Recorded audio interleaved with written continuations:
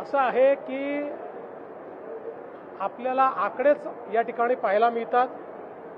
पंजाबची स्थिती काय, इतर राज्यांची स्थिती काय आणि महाराष्ट्राची स्थिती काय आहे। त्यामुळे महाराष्ट्राला अशा पद्धतीनं बदनाम करणं हे राजू शेट्टींना शोभत नाही।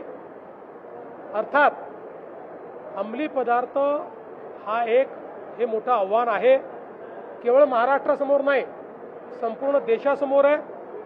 पण देशाचे कणखर गृहमंत्री माननीय अमितभाई शाह यांनी मोदीजींच्या नेतृत्वात संपूर्ण भारतामध्ये ड्रग्सच्या विरुद्ध मोठी लढाई सुरू केली आहे। महाराष्ट्र त्यात अग्रणी आहे।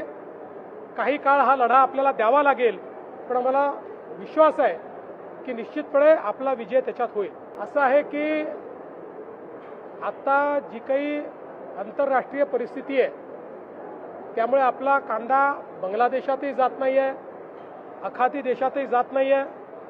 उत्पादन अधिक आहे, त्याला खरीदार कमी आहे आणि म्हणूनच कालपासनं केंद्र सरकारने इंटरव्हेन्शन सुरू केलं आहे।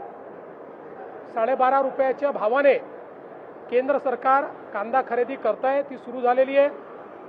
त्यामुळे काही ना काही दिलासा हा शेतकऱ्यांना निश्चित मिळेल।